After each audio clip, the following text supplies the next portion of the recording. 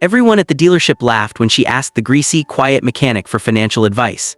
It wasn't cruel laughter, not exactly, but it was sharp, careless, the kind that assumes it already knows the answer. The showroom smelled of polished leather and new paint, a sharp contrast to the service bay behind the glass wall, where oil stains clung stubbornly to the concrete like old memories that refused to fade. She stood there confidently, heels clicking softly against the tiled floor, designer handbag resting on her arm as if it belonged there more than she did. Her question had been light, playful, almost teasing, something said to entertain her coworkers during a slow afternoon. After all, what could he know about money? The mechanic paused mid-motion. A rag hung loosely from his hand, darkened by years of grease and honest labor. His uniform was faded, the name patch slightly frayed at the edges, stitched so many years ago that the thread had begun to thin. He wiped his hands slowly, deliberately, as if giving her words the respect others hadn't. He looked up. His eyes were calm, not defensive, not embarrassed, just calm, the kind of calm that comes from someone who has nothing to prove. Around them, the laughter lingered for a moment longer before fading into awkward silence. A salesman pretended to check his phone. Another leaned against a car, suddenly interested in the shine of the hood. The joke had reached its limit and everyone sensed it. The mechanic smiled, not a forced smile, not a bitter one, but something gentle, knowing. It was the smile of someone who had heard the joke before, maybe in different words, maybe from different mouths, but always with the same assumption behind it. He had spent decades in places like this, workshops where people overlooked him, underestimated him, and spoke freely around him as if wisdom required clean hands and expensive suits. He knew the sound of engines failing long before others did, just as he recognized moments like this, when people revealed what they truly believed about worth. She shifted her weight slightly, suddenly aware of the glass wall separating them, of the invisible line between grease and gloss, labor and lifestyle. For the first time, she really looked at him, at the lines on his face shaped not by stress but by patience, at the steady way he stood, grounded, unhurried. He didn't rush to answer, he didn't laugh back. He simply met her gaze as if deciding whether her question was a joke or an invitation. And in that quiet pause, something unexpected happened. The room listened. We need to address this issue now before it escalates. I agree, but we need a solid plan. What do you suggest? I fix engines the same way I fix money problems, he said at last, his voice steady and unremarkable, yet strong enough to cut through the silence. I don't buy what I can't maintain, and I listen closely before something breaks. The words weren't loud, but they carried weight. He leaned slightly against the tool bench, folding the oil-stained rag in his hands as though it were part of a ritual he'd repeated many times before. The others in the room had expected a joke, maybe a self-deprecating laugh. Instead, they got something else, something measured, thoughtful, and inconveniently wise. Most people think engines fail suddenly, he continued, glancing toward a car with its hood open.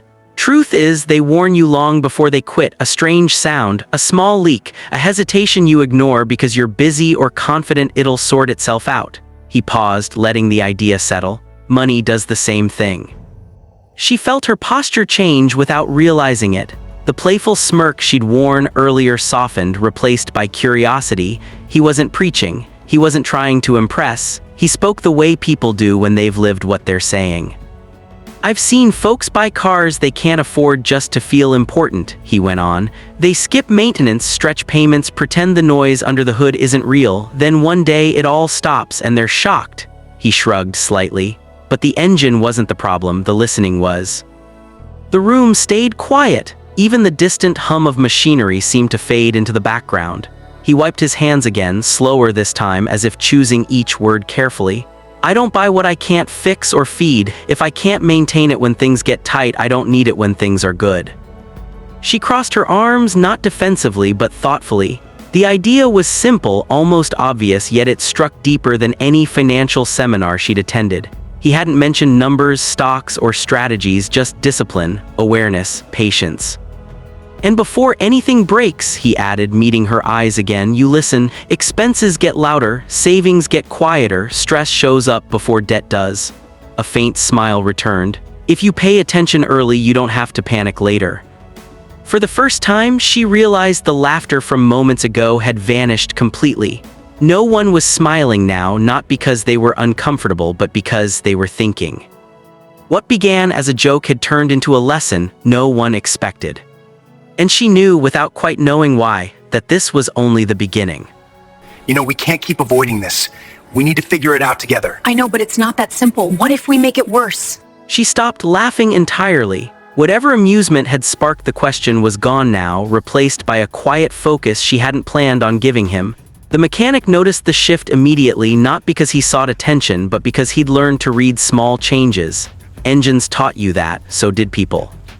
He straightened slightly and spoke without drama, as if he were explaining something ordinary. I've lived without debt most of my life, he said, not because I made a lot of money, but because I learned early what debt really costs.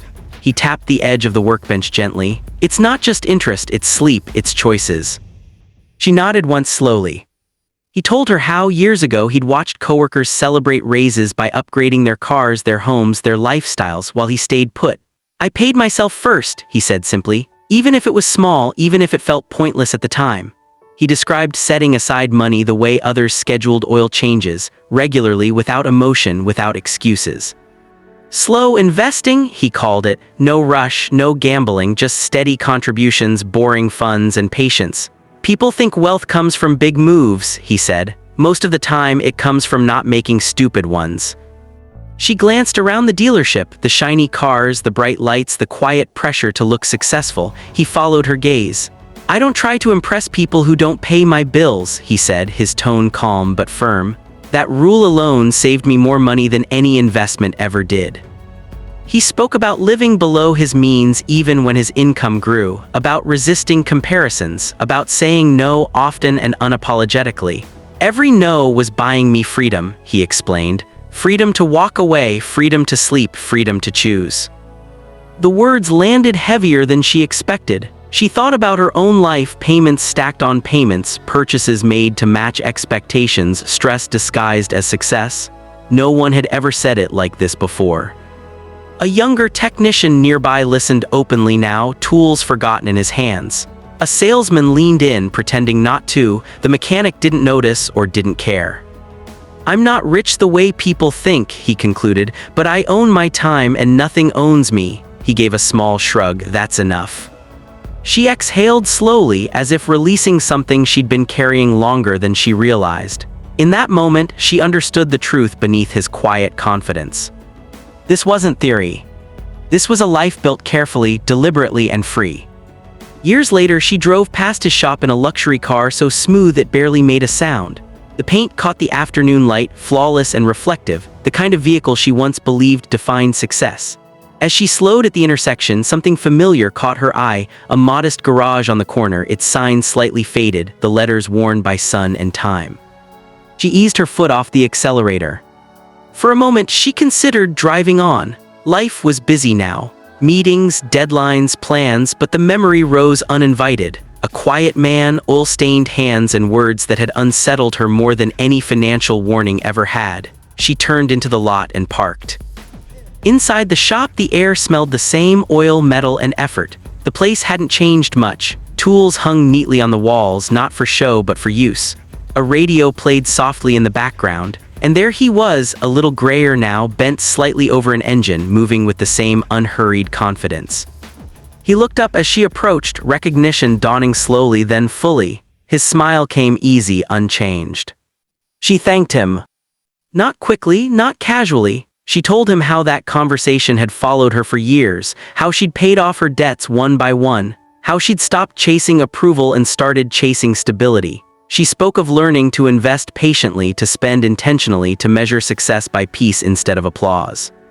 He listened, hands resting on the workbench, saying nothing until she finished. Then he nodded once. Sounds like you did the hard part yourself, he said.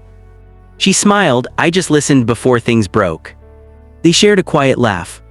She glanced back at her car through the open garage door. I can afford things now, she said, but I don't need them to feel secure. Her voice softened. That's the difference. He wiped his hands just like before. Money's loud when you use it to prove something, he replied, quiet when it's working for you. As she left, she realized something surprising. The gratitude she felt had nothing to do with wealth or cars or numbers on a screen. It came from understanding, earned slowly, built deliberately. She drove away calmly without urgency. Behind her, the shop returned to its steady rhythm. And the lesson remained: real wealth doesn't announce itself. It endures.